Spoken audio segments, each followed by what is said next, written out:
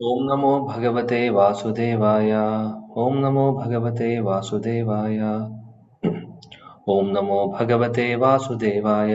ॐ अज्ञानतिमिरान्धस्य ज्ञानाञ्जनशलाकया चक्षुरुन्मिलितं येन तस्मै श्रीगुरवे नमः।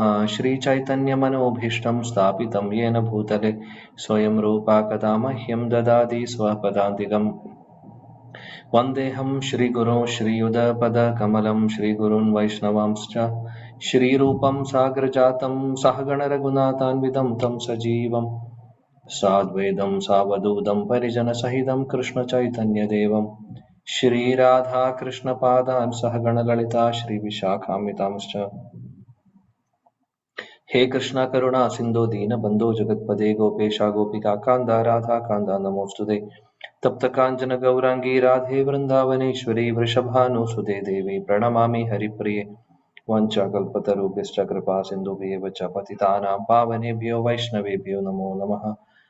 नमो ॐ विष्णुपादाय कृष्णप्रेष्ठाय भूतले श्रीमते भक्तिवेदान्तस्वामिनिति नामिने। नमस्ते सरस्वती देवे गौरवाणी प्रचारिणे निर्विशेष शून्यवादी पाश्चात्यदेशतारिणे। जय श्री कृष्ण चैतन्य प्रभु नित्यानंद श्री अद्वैत गदाधर श्रीवासादि गौर भक्त वृंद। हरे कृष्णा कृष्ण कृष्ण हरे हरे हरे राम राम राम हरे हरे। हरे कृष्ण कृष्ण कृष्ण हरे हरे हरे राम राम राम हरे हरे।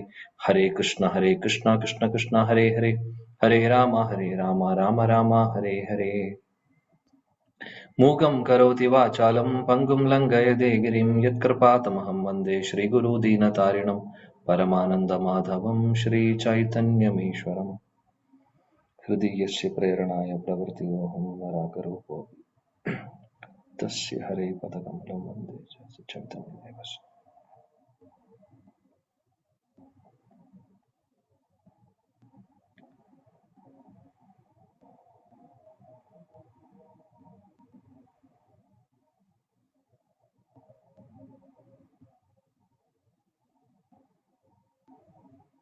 ഹരേ കൃഷ്ണ. എല്ലാ പ്രിയപ്പെട്ട ഭക്തർക്കും ഒരു വിനീതമായ പ്രണാമം. ഗ്രന്ഥരാജ് ശ്രീമദ് ഭാഗവതം പ്രഥമസ്കന്ധം അധ്യായം 11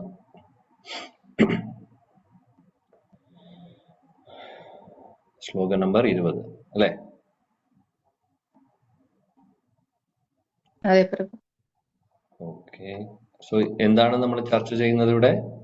ആർക്കെങ്കിലും പറയാൻ പറ്റുമോ? എന്താണ് തീം? എന്താണ്?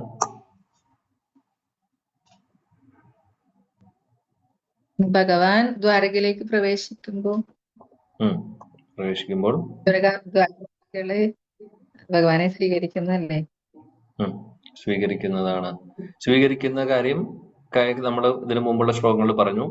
ഇപ്പോൾ ഏകദേശം 16ാമത്തെ ശ്ലോകം മുതൽ ഭഗവാൻ ഇനി എങ്ങനെ അവരോട് തിരിച്ച് എന്താണ് ഭഗവാൻ ചെയ്യുന്നത് എന്നുള്ളതും ഇവിടെ പറയുന്നുണ്ട്. ഓക്കെ, നമുക്ക് നോക്കാം 20ാമത്തെ ശ്ലോകം.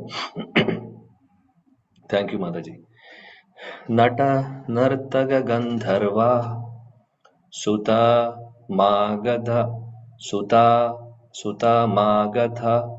വന്ദിനഃ ഗായന്തി ചോത്തമ ശ്ലോക ചരിതാനി അദ്ഭുതാനി ച. നടനർത്തക ഗന്ധർവാഃ സൂതമാഗധ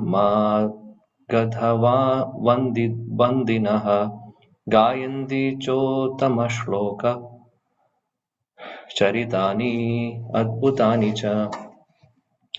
നടനർത്തക ഗന്ധർവാഃ സൂതമാഗധ വന്ദിനഃ ഗായന്തി ചോത്തമ ശ്ലോക ചരിതാനി അദ്ഭുതാനി ച. ഹരേ കൃഷ്ണ പ്രഭു. വയ്ക്കട്ടെ. ഓം നമോ ഭഗവതേ വാസുദേവായ. നടനർത്തക ഗന്ധർവാഃ സൂതമാഗധവന്ദിനഃ ഗായന്തി ചോത്തമ ശ്ലോക ചരിതാനി അദ്ഭുതാനി ച. ഹരേ കൃഷ്ണ. ഹരേ കൃഷ്ണ പ്രഭുജി. നടനർത്തകഗന്ധർവാः സുതമാഗതവന്ദിനാः ഗായന്തി ച ഉത്തമശ്ലോക ചരിതാനി അത്ഭുതാനി ച. ഹരേ കൃഷ്ണ.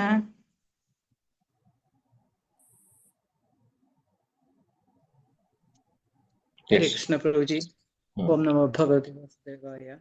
നടനർത്തക ഗന്ധർവാഃ സൂര്യമാഗധവന്ദിനഃ ഗായന്തി ചോത്തമ ശ്ലോക ചരിതാന്യദ്ഭുതാനി ച. ഹരേ കൃഷ്ണ. താങ്ക് യു പ്രഭു. ഹരേ കൃഷ്ണ പ്രഭു. നടനർത്തക ഗന്ധർവ സൂതമാഗധവന്ദിനഃ ഗായന്തി ചുത്തമ ശ്ലോക ചരിതാനി അത്ഭുതാനി ച. ഹരേ കൃഷ്ണ. ഹരേ കൃഷ്ണ പ്രഭുജി. നടനർത്ത ഗന്ധർവാ സൂതമാഗതവന്ദിനഃ ഗായന്തി ചോത്തം അശ്ലോക ചരിതാന്യദ്ഭുതാനി ച. ഹരേ കൃഷ്ണ. ഹരേ കൃഷ്ണ പ്രഭുജി. നടന നർത്തക ഗന്ധർവ സൂതമാഗതാവന്ദിനഃ ഗായന്തി ചോത്തുത്തമ ശ്ലോക ചരിതാന്യത്ഭുതാനി ച. ഹരേ കൃഷ്ണ.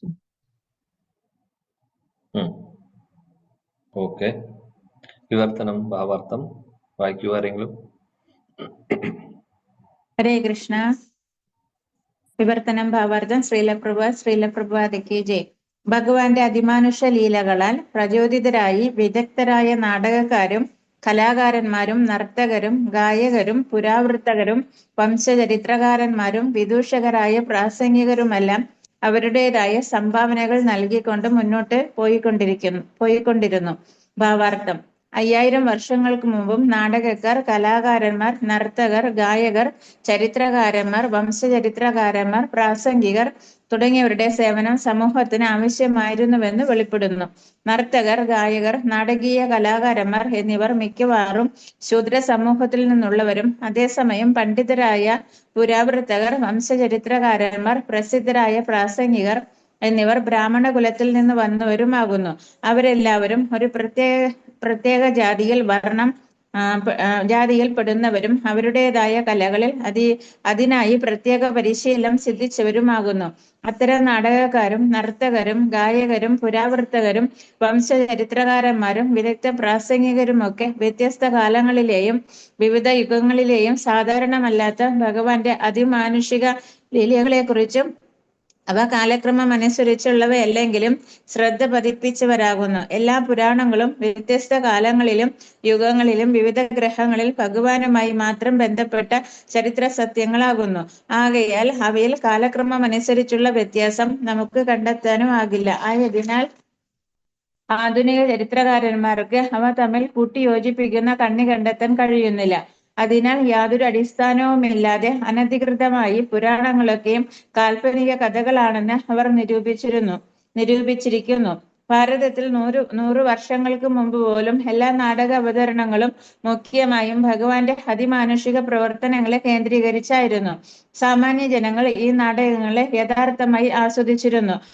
മാത്രവുമല്ല, യാത്രാ സംഘങ്ങൾ ഭഗവാന്റെ അതിമാനുഷ്യ ലീലകൾ വിസ്മയകരമായി അവതരിപ്പിച്ചിരുന്നു. അപ്രകാരം ഗണ്യമായ ശൈക്ഷിക ജ്ഞാനമില്ലെങ്കിലും അജ്ഞരായ കർഷകർ പോലും വേദവിജ്ഞാനത്തിൽ പങ്കാളികളായിത്തീരുന്നു. ആയതിനാൽ വിദഗ്ധ നാടക നടന്മാരും നർത്തകരും ഗായകരും പ്രാസംഗികരുമൊക്കെ സാമാന്യ ജനങ്ങളുടെ ആത്മീയ ജ്ഞാനോദ്ദീപനത്തിന് അവശ്യ ഘടകങ്ങളാകുന്നു. പരമ്പരയുമായുള്ള വംശചരിത്രത്തെ സംബന്ധിച്ച് വിവരണം നൽകുന്ന ചരിത്രകാരന്മാർ ഒരു പ്രത്യേക കുലത്തിലെ മുഴുവൻ അനന്തരഗാമികളെ കുറിച്ചുള്ള പൂർണ്ണ വിവരം നൽകുന്നു. ഇപ്പോഴും ഭാരതത്തിലെ തീർത്ഥാടന കേന്ദ്രങ്ങളിലെ മാർഗോപദേഷ്ടാക്കൾ പുതുതായി വരുന്ന തീർത്ഥാടകർക്ക് വംശാവലിയെക്കുറിച്ച് ഒരു ലഘു വിവരണം നൽകുന്നു. ഇത്തരം അത്ഭുതാവഹമായ പ്രവൃത്തി പലപ്പോഴും അവണ്ണമുള്ള പ്രധാന വിവരങ്ങൾ സ്വീകരിക്കുന്നതിനായി അധികം തീർത്ഥാടകരെ ആകർഷിക്കുന്നു. ഹരേ കൃഷ്ണ പ്രഭുജി. Thank you. Hare Krishna. Thank you മാതാജി. സോ ഭഗവാനെ സ്വീകരിക്കുന്ന കൂട്ടത്തിൽ ഉള്ള ആളുകളെ കുറിച്ചാണ് ഇവിടെ പറയുന്നത്. നട്ട എന്ന് പറഞ്ഞു കഴിഞ്ഞാൽ നാടകക്കാര്, നർത്തകരുണ്ട്, പിന്നെ ഗന്ധർവന്മാരുടെ എന്താണ് സേവനം? പാടുന്ന സേവനം അല്ലെ? ഗാനങ്ങൾ പാടുന്ന സേവനമാണ് ഗന്ധർവര്. ഇപ്പൊ നർത്തകരുണ്ട്, നാട്യരുണ്ട്, അല്ലെങ്കിൽ ഡ്രാമ അല്ലെങ്കിൽ നാടകം നാടകക്കാര്.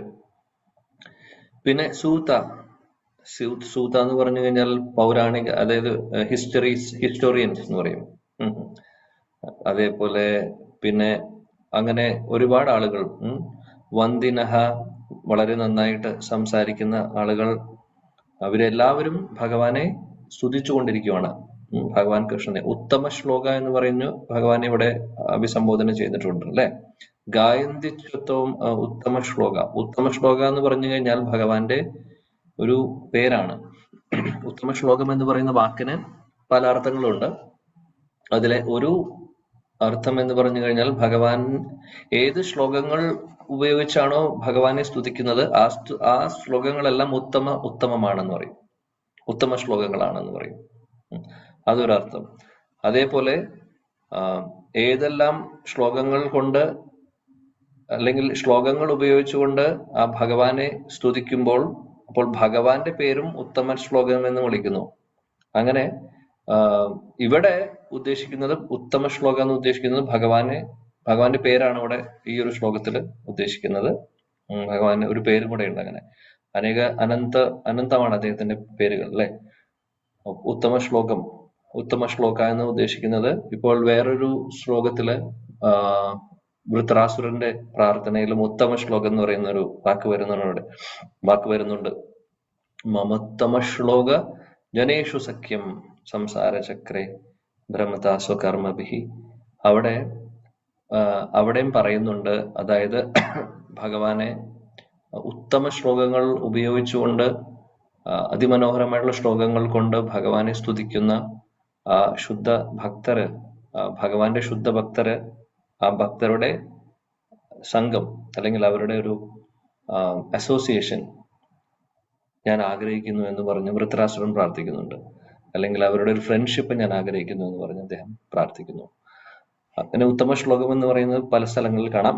ഇവിടെ ഈ പറയുന്ന ഡ്രാമ അല്ലെങ്കിൽ നാടകക്കാര്, നർത്തകര്, പാടുന്നവര്, ഒരുപാട് ആളുകൾ ഉണ്ടായിരുന്നു.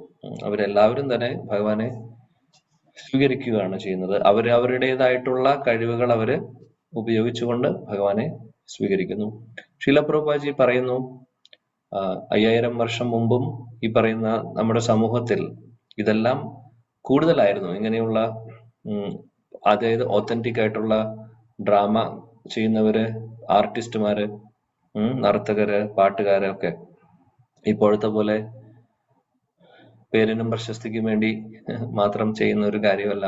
പിന്നെ ഇവിടെ ശീല പ്രഭുപാദി പറയുന്നു, നർത്തകരും അത് പാടുന്നവരും അങ്ങനെയുള്ളവരൊക്കെ, അതേപോലെ തന്നെ ഡ്രാമ നാടകം ചെയ്യുന്നവരൊക്കെ കൂടുതലും അങ്ങനെയുള്ളവര് ശൂദ്ര സമൂഹത്തിൽ നിന്ന് വന്നിട്ടുള്ളവരായിരിക്കും.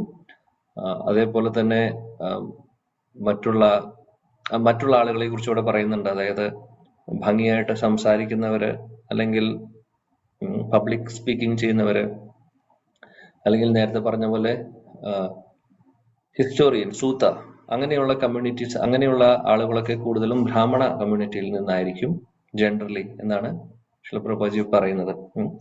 ആക്ച്വലി ശാസ്ത്രപ്രകാരം നോക്കുമ്പോൾ ശരിയാണ്, ഇങ്ങനെയുള്ള ഡാൻസ്, അങ്ങനെയുള്ള ഡ്രാമ, ഇതെല്ലാം ആക്ടിങ് എന്നൊക്കെ പറയുന്ന ഒരു പ്രൊഫഷൻ നോർമലി ബ്രാഹ്മണർ അങ്ങനെ ചെയ്യുന്നത് കണ്ടിട്ടില്ല. ഇപ്പോഴത്തെ കാര്യമല്ല പറയുന്നത്, ഇപ്പോൾ എല്ലാവരും ചെയ്യുന്നു. അത് വേറെ കാര്യം. ശരിയായിട്ട് നമ്മൾ ശാസ്ത്രങ്ങൾ നോക്കുമ്പോൾ അല്ലെങ്കിൽ പുരാണങ്ങൾ നോക്കുമ്പോൾ കാണാൻ സാധിക്കും, ബ്രാഹ്മണര് അവരുടേതായിട്ടുള്ള അതായത് അവര് ഗുരു അല്ലെങ്കിൽ ഫാമിലി പ്രീസ്റ്റ് അങ്ങനെയുള്ള പ്രൊഫഷനാണ് അവർ സ്വീകരിക്കുന്നത്. പിന്നെ അതേപോലെ തന്നെ ശൂദ്ര കമ്മ്യൂണിറ്റിയിലുള്ളവരാണ് മറ്റുള്ള ഇതുപോലെ ഉള്ള ബാക്കിയുള്ള കാര്യങ്ങളൊക്കെ, ഡാൻസ് ആണെങ്കിലും ഡ്രാമയാണെങ്കിലും അതേപോലെ ആക്ടിംഗ് ഒക്കെ, ആർട്ടിസ്റ്റുമാരൊക്കെ അങ്ങനെയുള്ള ഒരു കമ്മ്യൂണിറ്റി എന്നുള്ളതാണ് കാണുന്നത് കൂടുതലും. ഇന്നത്തെ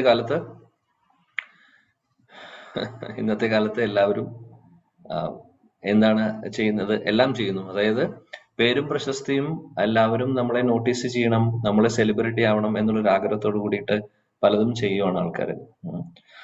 എന്നാൽ ഇതെല്ലാം ശരിയായിട്ടുള്ള രീതിയിൽ നമ്മൾ ഉപയോഗിക്കുകയാണെങ്കിൽ ഈ കഴിവുകളെല്ലാം, ഇപ്പോൾ മഹാപ്രഭുവിന്റെ കാലത്ത്, ചൈതന്യ മഹാപ്രഭുവിന്റെ കാലത്തും ചൈതന്യ മഹാപ്രഭുവും പാടുന്നുണ്ടായിരുന്നു, ചൈതന്യ മഹാപ്രഭുവും ഡാൻസ് കളിക്കുമായിരുന്നു, ചൈതന്യ മഹാപ്രഭുവും ഡ്രാമ പോലും ചെയ്തിട്ടുണ്ട്. ചൈതന്യ മഹാപ്രഭു, അദ്വൈതാചാര്യ, ഹരിദാസ് ഠാക്കൂർ ഇവരെല്ലാവരും കൂടിയിട്ട്. പക്ഷെ അവരെല്ലാം ഡ്രാമ ചെയ്യുന്നത്, അവരെല്ലാവരും ബ്രാഹ്മണരാണ്.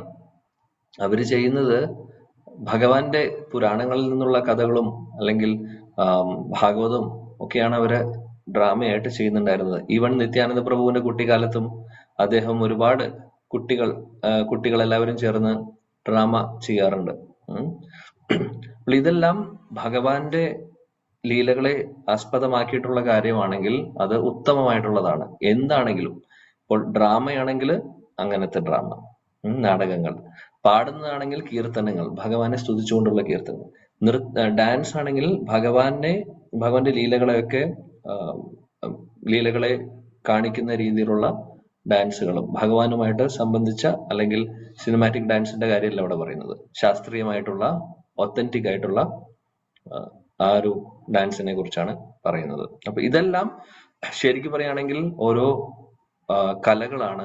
ഈ കലകളെല്ലാം ഭഗവത് സേവനങ്ങളിലേക്ക് ഉപയോഗിക്കുക എന്ന് പറയുന്നത് വളരെ പ്രധാനപ്പെട്ട കാര്യമാണ്. അങ്ങനെയാണെങ്കിലേ ഈ കലകൾ കൊണ്ട് ശരിക്കും പ്രയോജനമുള്ളൂ. ഇല്ലെങ്കിൽ അതെല്ലാം വെറുതെയാണ് ശരിക്കും. നമ്മൾ ചെയ്യുന്നത്, പലവർക്കും പല കഴിവുകളും കിട്ടിയിട്ടുണ്ടാവും. ആ കഴിവുകൾ ഭഗവാന്റെ സേവനങ്ങളിലേക്ക് ഉപയോഗിച്ചില്ലെങ്കിൽ പിന്നെ കാര്യമില്ല. നമുക്ക് ആ കഴിവ് കൊണ്ട് പ്രയോജനമില്ല. ഇന്ദ്രിയ സുഖഭോഗങ്ങൾക്ക് വേണ്ടിയിട്ടോ മറ്റുള്ളവരുടെ കയ്യടി കിട്ടുവാനോ പേരിനും പ്രശസ്തിക്കും സെലിബ്രിറ്റി ആവാനോ വേണ്ടിയിട്ടുള്ളതല്ല. അതാണ് നമ്മൾ മനസ്സിലാക്കേണ്ടത്. ഭഗവാനെ സ്തുതിക്കാൻ വേണ്ടിയിട്ട്, ഭഗവാന്റെ സേവനത്തിനായിട്ട് ഉപയോഗിക്കുകയാണെങ്കിൽ ഉത്തമമാണ്. അതാണ്. അതേപോലെ നല്ല രീതിയിൽ സംസാരിക്കാൻ അറിയുന്ന ഒരു വ്യക്തി, അങ്ങനെയുള്ള ആളുകൾ എന്താണ് ചെയ്യേണ്ടത്? കൂടുതൽ ഭക്തരായി മാറിക്കഴിഞ്ഞാൽ നല്ലതാണ്. കാര്യം അവർക്ക് സംസാരിക്കാനുള്ള കഴിവുണ്ട്. ആളുകളുടെ മുമ്പിൽ പബ്ലിക് സ്പീക്കിംഗ് ചെയ്യാൻ പറ്റുന്നവരാണെങ്കിൽ, അവരുടെ ആ ഒരു ക്വാളിറ്റി ഉള്ളവരാണെങ്കിൽ ആ കഴിവ് അവർ ഭഗവത് സേവനങ്ങളിലേക്ക് ഉപയോഗിക്കുക. ഭാഗവതം പറയാം, ഭഗവത്ഗീത പറയാം, മറ്റുള്ളവർക്ക് പറഞ്ഞു കൊടുക്കാം, ക്ലാസ്സുകൾ എടുക്കാം, സപ്താഹങ്ങൾ ചെയ്യാം, അങ്ങനെ പല കാര്യങ്ങളും ചെയ്യാൻ സാധിക്കും. നേരെ മറിച്ച് ആ ഒരു പബ്ലിക് സ്പീക്കിംഗ് കഴിവ് പൊളിറ്റിക്സിന് വേണ്ടി ഉപയോഗിക്കുകയാണെങ്കിലും അല്ലെങ്കിൽ അങ്ങനെയുള്ള കാര്യങ്ങൾക്ക് ഉപയോഗിക്കുകയാണെങ്കിൽ എന്താണ് പ്രയോജനം? ഒരു പ്രയോജനം ആർക്കുമില്ല. ഇന്നത്തെ കാലത്ത് ആളുകൾക്ക് എന്താണ് ശരി, എന്താണ് തെറ്റ്, എന്താണ് ചെയ്യേണ്ടത് ഒന്നും അറിയില്ല. ആ ഒരു അവസ്ഥയിലായതുകൊണ്ട് പറഞ്ഞിട്ടൊന്നും കാര്യമില്ല. ശൂദ്രർ ചെയ്യുന്നത് ബ്രാഹ്മണർ ചെയ്യുന്നു, ബ്രാഹ്മണർ ചെയ്യുന്നത് ശൂദ്രർ ചെയ്യുന്നു. അങ്ങനെ ഒരു ക്ലാസിഫിക്കേഷനും ഇല്ല. ആർക്കും എന്തും ചെയ്യാം എന്നുള്ളൊരു കാര്യമാണ്. അതുകൊണ്ട് തന്നെയാണ് ഇവിടെ പ്രോപ്പറായിട്ട് ഒരു കാര്യങ്ങളും നടക്കാത്തതും. ഇനി കലിയുഗത്തിന് ബുദ്ധിമുട്ടാണ്. ഇങ്ങനെ തന്നെയേ സംഭവിക്കുന്നുള്ളൂ. സോ നമ്മളെ സംബന്ധിച്ച് ഇവിടെ ലോകം മുഴുവനും നന്നായി കാണുക എന്ന് പറയുന്നത് നല്ലൊരു ഡ്രീമാണ്. പറ്റുന്ന രീതിയിൽ നമുക്ക് സഹായിക്കാൻ നമ്മൾ അതിനു വേണ്ടി പ്രയത്നിക്കണം. പരോപകാരം മഹാപ്രഭുവും പറയാറുണ്ട്. നമ്മൾ ഓരോരുത്തരുടെയും ഭാരതഭൂമിയിൽ ജന്മം എടുത്തിട്ടുള്ളവർക്ക് കൂടുതൽ റെസ്പോൺസിബിലിറ്റി ഉണ്ട് എന്നാണ് പറയുന്നത്. ജന്മ സാർത്ഥക കറി കര പരോപകാർ. ആദ്യം നമ്മുടെ മനുഷ്യജന്മം എന്താണ്, നമുക്ക് കിട്ടിയിട്ടുള്ള മനുഷ്യജന്മത്തെ വേണ്ട രീതിയിൽ ഉപയോഗിച്ച് നമ്മൾ ഭക്തരായി മാറി ദെൻ കര പരോപകാർ, മറ്റുള്ളവർക്ക് പറഞ്ഞു കൊടുക്കുക, മറ്റുള്ളവർക്ക് കൂടി ഈ ഒരു മഹാസൗഭാഗ്യം കൊടുക്കുക. ഇതാണ് മഹാപ്രഭു ഓരോരുത്തർക്കും കൊടുത്തിട്ടുള്ള ഇൻസ്ട്രക്ഷൻ. അപ്പോൾ ആദ്യം നമ്മുടെ കാര്യം നോക്കണം, അല്ലെ? നമ്മൾ പറയുമ്പോൾ നമ്മുടെ കാര്യം നോക്കണം എന്ന് പറഞ്ഞു കഴിഞ്ഞാൽ ഫ്ലൈറ്റിൽ പറയുന്ന പോലെ, ഫ്ലൈറ്റിൽ എന്തെങ്കിലും എമർജൻസി വന്നു കഴിഞ്ഞു കഴിഞ്ഞാൽ ആദ്യം നമ്മൾ ഓക്സിജൻ മാസ്ക് ധരിച്ചിട്ട് മറ്റുള്ളവരെ ഓക്സിജൻ മാസ്ക് ധരിപ്പിക്കാനാണ്, അതാണ് ചെയ്യേണ്ടത്. കാര്യം എന്താണ്? നമ്മൾ മറ്റുള്ളവരെ രക്ഷിക്കണമെങ്കിൽ ആദ്യം നമ്മൾ ജീവിക്കണമല്ലോ. എന്നാലല്ലേ മറ്റുള്ളവരെ രക്ഷിക്കാൻ സാധിക്കുള്ളൂ. അപ്പോൾ ഒരാളെ നേരെ മറിച്ച് വേറെ മറ്റുള്ളവരുടെ കാര്യം ആദ്യം പെട്ടെന്ന് നോക്കിക്കഴിഞ്ഞാൽ ചിലപ്പോൾ നമുക്ക് ഒരാളെയോ രണ്ടാളെയോ രക്ഷിക്കാൻ സാധിക്കുകയുള്ളൂ. അപ്പോഴേക്കും നമ്മള് മരിക്കുകയാണെങ്കിൽ എന്ത് ചെയ്യും? നേരെ മറിച്ച് ആദ്യം മാസ്ക് വെച്ച് ഒരു 10, 15, 20, 30 ആളെ ചിലപ്പോൾ രക്ഷിക്കാൻ സാധിക്കും. അപ്പോൾ അതാണ് ഉദ്ദേശിക്കുന്നത്. ഇപ്പൊ ജന്മ സാർത്ഥകരി കറോ പരോപകാർ. ആദ്യം നമ്മുടെ ജന്മം സാക്ഷാത്കാരമാക്കുക, കൂട്ടത്തിൽ ഭഗവാന്റെ കാര്യങ്ങൾ മറ്റുള്ളവർക്ക് പരോപകാരമായിട്ട് മറ്റുള്ളവർക്ക് പറഞ്ഞു കൊടുക്കുക. ഇതാണ് ചൈതന്യ മഹാപ്രഭു ഉപദേശിച്ചിട്ടുള്ളത് എല്ലാവരോടും. അപ്പോൾ അതിന്റെ ഭാഗമായിട്ട് ഭഗവത് സേവനങ്ങൾ പല രീതിയിലും ചെയ്യാൻ സാധിക്കും, നമുക്കറിയാം. അപ്പോൾ എന്താണോ ഭഗവാൻ നമുക്ക് തന്നിട്ടുള്ള കഴിവുകൾ അതെല്ലാം ഭഗവത് സേവനങ്ങളിലേക്ക് ഉപയോഗിക്കുക എന്നുള്ളതാണ് പോയിന്റ്. ഇവിടെ നമുക്ക് ടേക്ക് ഹോം പോയിന്റ് ആയിട്ട് അല്ലെങ്കിൽ ഒരു ലെസൺ ആയിട്ട് നമുക്ക് എടുക്കാൻ പറ്റുന്ന കാര്യം ഇതാണ്. അതായത് കണക്ട് ചെയ്യാൻ പറ്റുന്ന കാര്യം, ഭഗവാനെ ഇവരെല്ലാവരും സ്വീകരിച്ചു അവരവരുടെ കഴിവുകൾ ഉപയോഗിച്ച്.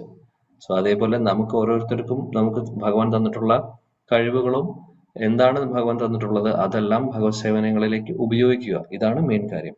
ഇതാണ് നമുക്ക് ഇതിൽ നിന്ന് പഠിക്കാവുന്ന ഒരു ലെസൺ. പ്രാക്ടിക്കൽ അപ്ലിക്കേഷൻ ലെസൺ ആണ് പറയുന്നത്. ഇങ്ങനെ ഓരോ ശ്ലോകങ്ങൾ എടുക്കുമ്പോഴും നമുക്കതിൽ നിന്ന് പ്രാക്ടിക്കൽ അപ്ലിക്കേഷൻ കാര്യങ്ങളുണ്ടാവും. അതാണ് മെയിൻ കാര്യം. കഥ കേൾക്കാം, സുഖമുണ്ട്, ഭഗവാനെ കുറിച്ച് കേൾക്കുന്നു, നല്ലതാണ്. ശ്ലോകങ്ങൾ വായിക്കുന്നത് വളരെ ഉത്തമമായിട്ടുള്ള കാര്യമാണ്, അതൊക്കെ ശരിയാണ്. പക്ഷെ നമുക്ക് ട്രാൻസ്ഫോർമേഷൻ സംഭവിക്കണമെങ്കിൽ അതില് ആ പറയുന്ന കാര്യങ്ങളിൽ നിന്ന് എന്തെങ്കിലും നമ്മൾ മനസ്സിലാക്കി അത് ഫോളോ ചെയ്യുമ്പോഴാണ് ഒരു ചേഞ്ച് വരുന്നത്. നമ്മളൊരു ചേഞ്ച് വരുന്നത്. അല്ലെങ്കിൽ ഈ കഥകൾ ഇനിയും കേൾക്കുമായിരിക്കും, ചിലപ്പോൾ ഇനിയും ജന്മങ്ങൾ എടുക്കേണ്ടി വരും. വീണ്ടും കേട്ട് കേട്ട് കേട്ട് പിന്നെ നമ്മൾ ഇത് അതിൽ നിന്ന് പഠിച്ച കാര്യങ്ങൾ പ്രാക്ടിക്കലി നമ്മൾ എങ്ങനെ ഇത് ഫോളോ ചെയ്യാൻ സാധിക്കും, അങ്ങനെ ഒരു രീതിയിലേക്ക് നമ്മൾ ചിന്തിച്ചു തുടങ്ങുമ്പോഴാണ് ശരിക്കും പറയുകയാണെങ്കിൽ ഭാഗവതം ഹൃദയത്തിൽ അല്ലെങ്കിൽ ഭാഗവതം കൊണ്ട് ശരിക്കും പ്രയോജനം ഉണ്ടാവുന്നത്. ശ്രവണം എന്ന് നമ്മൾ എപ്പോഴും പറയും, ശ്രവണം കീർത്തനം. ശ്രവണം പൂർണ്ണമാവുന്നത് കേട്ടാൽ മാത്രം പോരാ, കേട്ട് അത് ഇതിലൂടെ വിട്ടതുകൊണ്ട് ആവുന്നില്ല ശ്രവണം. കേട്ടതിന് ശേഷം അതിലെ പറഞ്ഞ കാര്യങ്ങൾ അല്ലെങ്കിൽ കേട്ട കാര്യങ്ങൾ കണ്ടംപ്ലേറ്റ് ചെയ്ത് അതിൽ എന്താണ് പഠിക്കാനുള്ള പാഠം. കാര്യം ഇതെല്ലാം ഒന്ന് ചിന്തിക്കണം. ഈ കഥകൾ ആസ്വദിക്കാൻ വേണ്ടി മാത്രമല്ല ഭഗവാൻ തന്നിട്ടുള്ളത്. എന്തിനാണ് ഈ കഥകളെല്ലാം, പുരാണങ്ങളിൽ ഇത്രയും അധികം സ്റ്റോറീസും ഇത്രയധികം കഥകളും ഒക്കെ, ഇത്രയും അധികം ലീലകൾ എന്തിനാണ് ഭഗവാൻ ചെയ്തിട്ടുള്ളത്, ഭഗവാന്റെ ഭക്തര് ചെയ്തിട്ടുള്ളത്? വേറെ ഒന്നിനും വേണ്ടിയിട്ടല്ല, നമുക്ക് പ്രചോദനം തരാൻ വേണ്ടിയിട്ടാണ്, കൂടുതൽ ഭഗവാനിലേക്ക് അടുപ്പിക്കാൻ വേണ്ടിയിട്ടാണ്. എന്തിനാണ് ധ്രുവ ചരിത്രം ഉള്ളത്, എന്തിനാണ് പ്രഹ്ലാദ ചരിത്രം ഉള്ളത്? ധ്രുവ മഹാരാജിന്റെയും ചരിത്രം നമ്മൾ പഠിക്കുമ്പോൾ ഒരുപാട് കാര്യങ്ങൾ നമുക്ക് അതിൽ നിന്ന് പഠിക്കാനുണ്ട്. ആ കഥ കേൾക്കുക എന്ന് മാത്രമല്ല, കഥ കേൾക്കുന്നത് ഫസ്റ്റ് ലെവൽ മാത്രമാണ്. അങ്ങനെയുള്ള കഥകളുടെ പുറകിൽ ഒരുപാട് ഫിലോസഫി ഉണ്ട്, ഒരുപാട് തത്വങ്ങളുണ്ട്, ഒരുപാട് ലെസൺസ് ഉണ്ട്. അത് പ്രസന്റ് ചെയ്യുമ്പോൾ അത് നോർമലി ജനറൽ ആയിട്ട് പറയുവാണെങ്കിൽ ആർക്കും അത് ഉൾക്കൊള്ളാൻ സാധിക്കില്ല. അതുകൊണ്ട് ലീലകളിലൂടെ അത് അവതരിപ്പിക്കുകയാണ് ചെയ്യുന്നത്. അതാണ് പുരാണങ്ങളുടെ പ്രത്യേകത. ഉപനിഷത്തുകൾ എടുത്തു കഴിഞ്ഞാൽ അവിടെ ശ്ലോകങ്ങളും മാത്രമേ ഉള്ളൂ. അവിടെ തത്വങ്ങളൊക്കെ ശ്ലോകങ്ങളിലൂടെ പറയുവാണ്, അവിടെ കഥരൂപത്തിലല്ല കാര്യം. അതുകൊണ്ട് അത് എല്ലാവർക്കും ഡൈജസ്റ്റ് ചെയ്യാൻ സാധിക്കില്ല. അതുകൊണ്ടാണ് വ്യാസദേവൻ പിന്നീട് മഹാഭാരതം എഴുതിയത്. മഹാഭാരതത്തിന്റെ പുറകില് വലിയ ഒരുപാട് തത്വങ്ങൾ, ഫിലോസഫിക്കൽ കാര്യങ്ങളുണ്ട്, ഒരുപാട് ലെസൺസ് ഉണ്ട് അതിൽ പഠിക്കാൻ. പക്ഷെ അപ്പോൾ അത് കാര്യം അല്ലാതെ ആളുകളുടെ തലയിലേക്ക് വ്യാസദേവൻ പറഞ്ഞിട്ടുള്ള പോലെ, അതായത് എല്ലാ കാറ്റഗറീസിലുള്ള ആളുകൾക്കും, സ്ത്രീകൾക്കും ശൂദ്രർക്കും എല്ലാ കമ്മ്യൂണിറ്റിയിലുള്ള ആളുകൾക്കും വേദങ്ങളിൽ പറയുന്ന തത്വങ്ങൾ, അതിലെ ജ്ഞാനം, അതിലെ എസെൻസ് അല്ലെങ്കിൽ മെസ്സേജ് എന്താണെന്ന് ആളുകളിലേക്ക് എത്തിക്കാൻ വേണ്ടിയിട്ട് അദ്ദേഹം മഹാഭാരതം എഴുതിയിട്ടുണ്ട്. അതേപോലെ വേറെ പുരാണങ്ങൾ എഴുതിയിട്ടുണ്ട്. പിന്നെ ശ്രീമദ് ഭാഗവതം ശില വ്യാസദേവൻ അവസാനം എഴുതുന്നത് എന്തിനാണ്? ഭഗവാനെ കുറിച്ചുള്ള കാര്യങ്ങൾ, ശുദ്ധ ഭക്തിയെ കുറിച്ച് കൂടുതലധികം പ്രതിപാദിച്ചിട്ടില്ല, പല സ്ഥലങ്ങളിലും മിക്സ് ആയിട്ടാണ് പറഞ്ഞിട്ടുള്ളത്. അതുകൊണ്ട് അത് സ്പെസിഫിക്കലി ശുദ്ധ ഭക്തിയുടെ പ്രാധാന്യം മനസ്സിലാക്കി തരുവാൻ വേണ്ടിയിട്ട് ശ്രീമദ് ഭാഗവതം അദ്ദേഹം എഴുതുന്നു.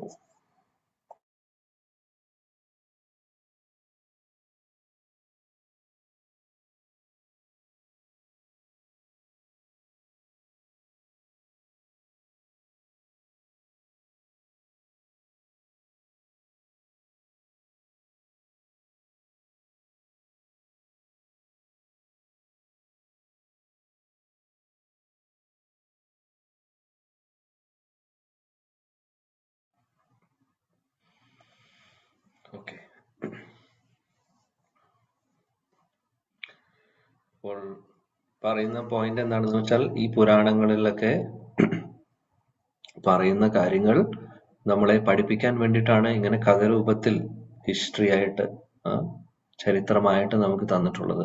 അപ്പൊ അത് വളരെ പ്രധാനപ്പെട്ട ഒരു കാര്യമാണ് നമ്മൾ മനസ്സിലാക്കേണ്ടത്.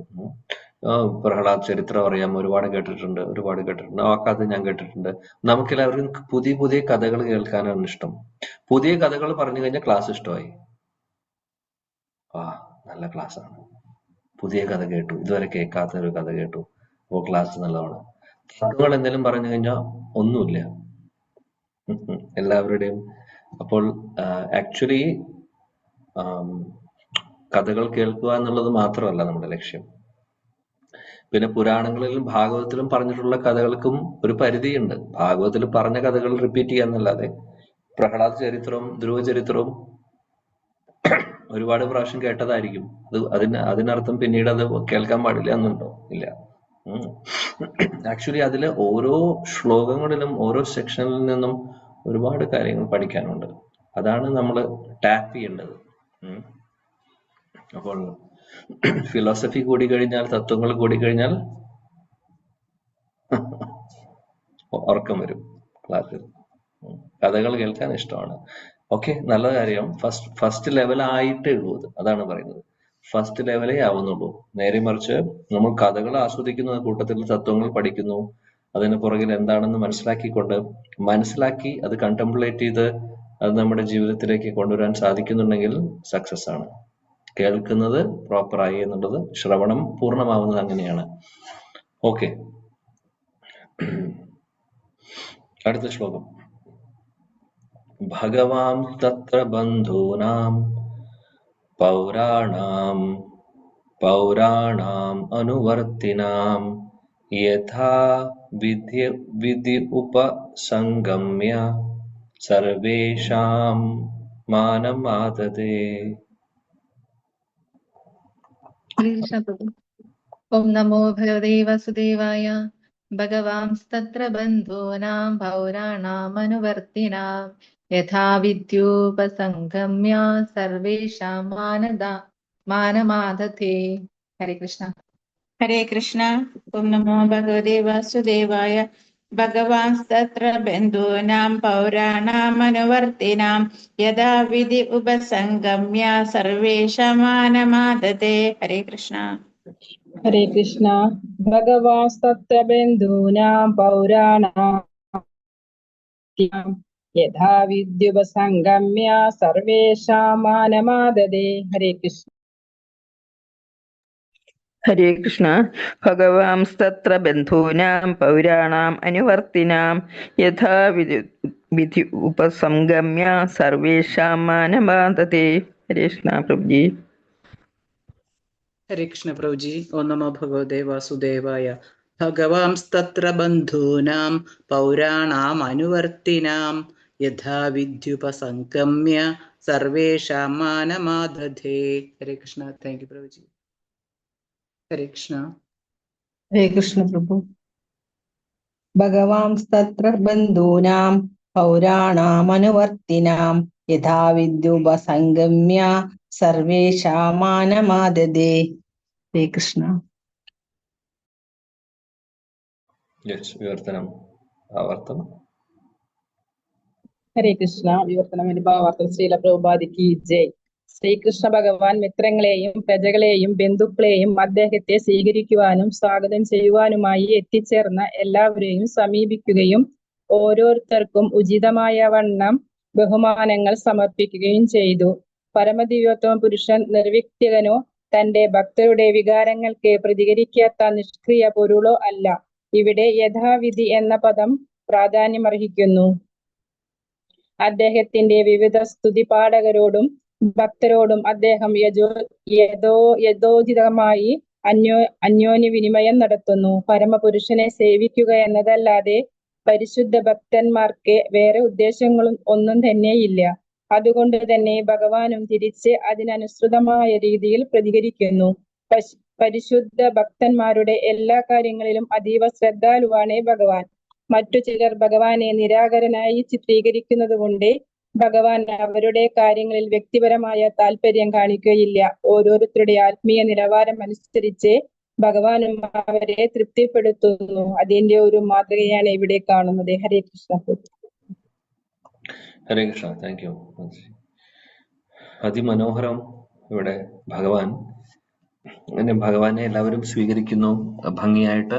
ഒരുപാട് ഉപചാരങ്ങളൊക്കെയായി അദ്ദേഹത്തെ വെൽക്കം ചെയ്യുന്നു, അദ്ദേഹത്തെ സ്തുതിക്കുന്നു, ഒരുപാട് സാധനങ്ങൾ ഉപയോഗിച്ച് അദ്ദേഹത്തിന് ഗിഫ്റ്റുകൾ കൊടുക്കുന്നു. ഇതെല്ലാം നമ്മൾ കണ്ടു.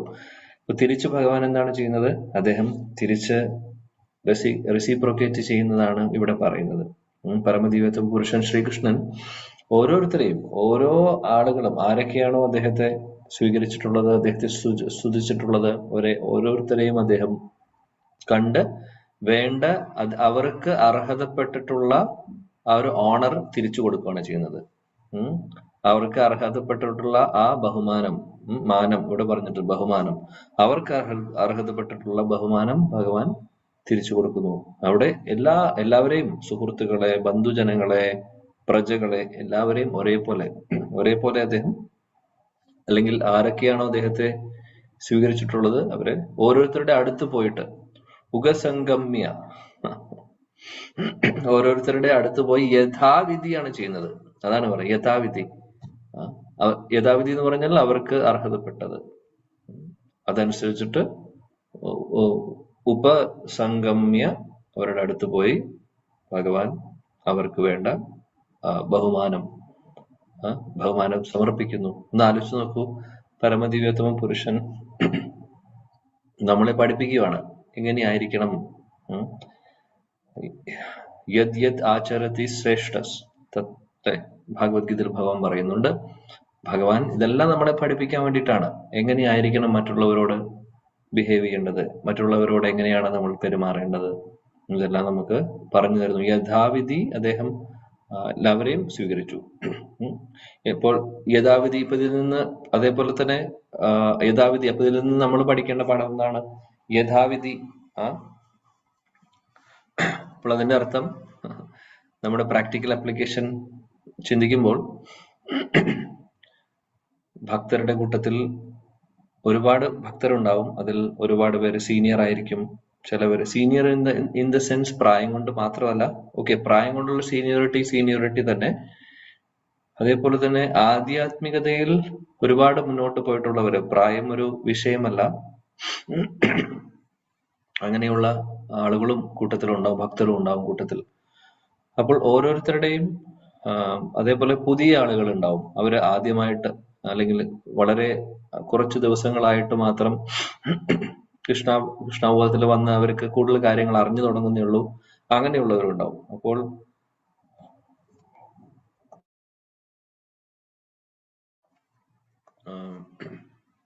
ഉത്തമാധികാരികൾ, മധ്യമധികാരികൾ, കനിഷ്ഠാധികാരികൾ നമ്മൾ പല ക്ലാസ്സുകളിൽ ചർച്ച ചെയ്തിട്ടുണ്ട്. കനിഷ്ഠാധികാരികൾ എന്ന് പറഞ്ഞു കഴിഞ്ഞാൽ തുടക്കക്കാര്.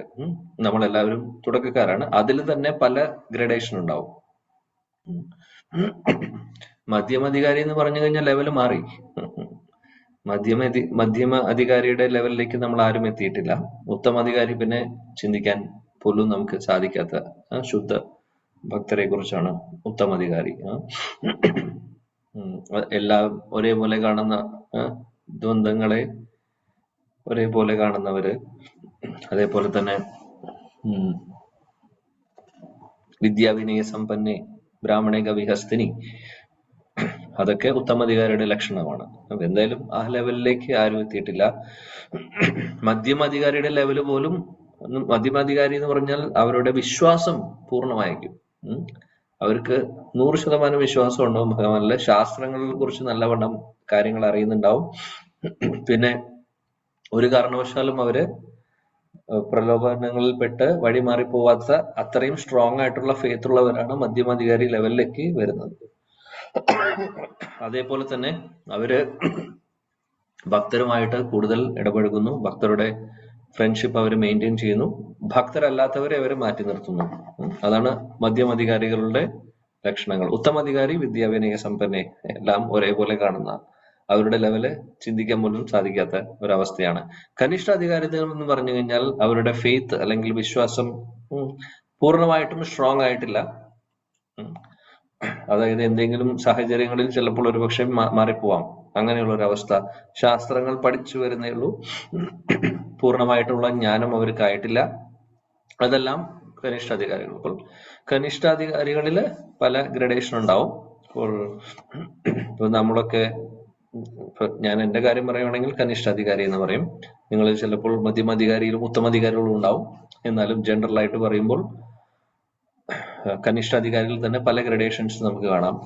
കനിഷ്ഠരിൽ തന്നെ കുറച്ച് നല്ല രീതിയിൽ മുന്നോട്ട് പോകുന്ന ആൾക്കാരുണ്ടാവും, പിന്നെ ഒരു ചെറിയൊരു മീഡിയം ലെവലിൽ നിൽക്കുന്നുണ്ടാവും, പിന്നെ വളരെ പുതിയ ആളുകളുണ്ടാവും. അങ്ങനെ പല കാറ്റഗറീസ് നമുക്ക് കാണാൻ സാധിക്കും.